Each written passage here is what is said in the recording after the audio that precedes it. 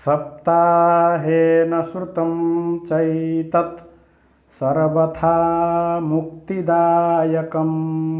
यद्यपि सदा सेव्या श्रीमद्भागवती कथा, श्रीमद्भागवत की कथा तो सदा सर्वदा सुननी चाहिए। मुक्ति तो वैसे भी होगी, परंतु सप्ताह का विधान भी एक बताया गया है। 7 दिन में यदि श्रीमद् भागवत सुनते हैं तो मोक्ष प्राप्त होता है, ऐसा भी विधान है। सप्ताह श्रवण का विधान श्री सनकादि महर्षियों के द्वारा नारद जी ने प्राप्त किया, नारद जी ने सुना। सौनक जी कहते हैं, लोक विग्रह मुक्तस्य नारदस्य स्थिरस्य च विधिश्रवे कुतः प्रीतिः संयोगः कुत्र तैः सह। लोक प्रपंच से दूर रहने वाले अस्थिर नारद जी ने सप्ताह की विधि को कैसे सुना और सनकादि महर्षियों के साथ कैसे संयोग हुआ।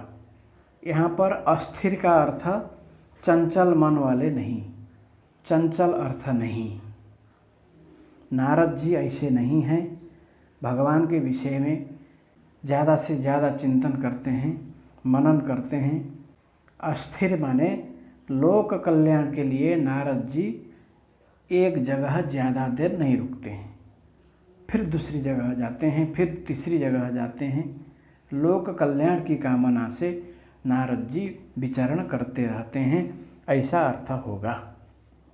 सूत जी कहते हैं, एकदा हि विशालायां 4 ऋषयो मलाः सत्संगार्थं समायाता ददृशुस्तत्र नारदम्।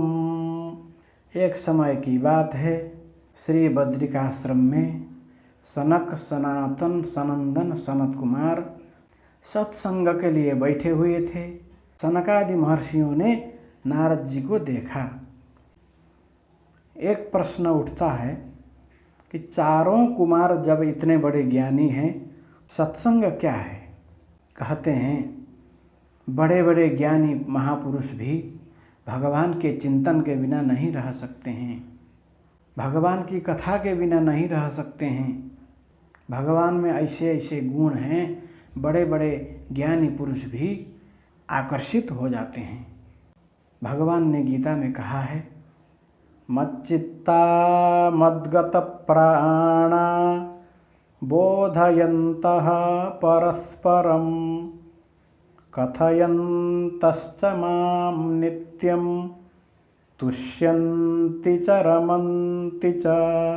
जिसका मन भगवान में ही लगा हुआ है, भगवान के चिंतन के बिना जिसके प्राण नहीं रुक सकते हैं, इस तरह के जो भक्त होते हैं आपस में सत्संग करते रहते हैं।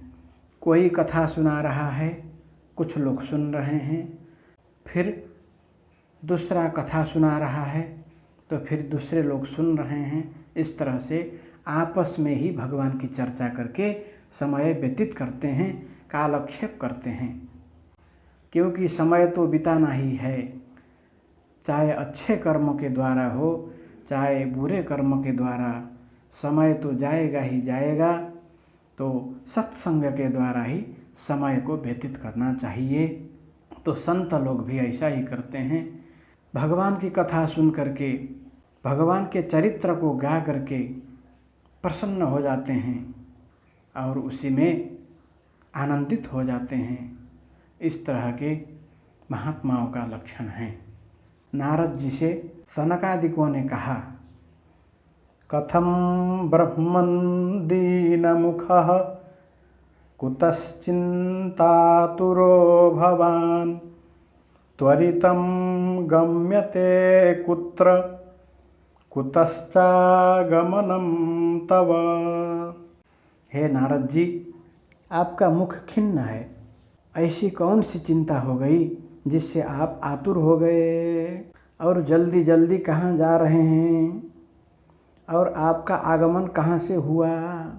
इदानीं शून्यचित्तोऽसि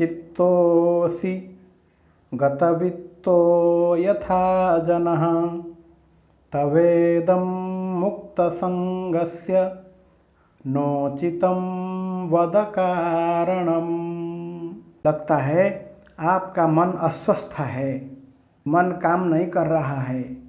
जिस तरह से धनवान व्यक्ति से धन चला जाए तो उसकी स्थिति होती है, बड़ा दुखी होता है, उसी तरह आप भी दिखाई दे रहे हैं। संसारी व्यक्ति के लिए तो थोड़ा ठीक लगता है, परंतु आप जो मुक्त संग हैं, आसक्ति रहित हो करके भगवान के भजन करते हुए विचरण करते हैं, आपके लिए तो यह सब अच्छा नहीं लग रहा है, उचित नहीं लग रहा है। इसका कारण क्या है, किस लिए ऐसा हुआ, सारी बात बता दीजिए।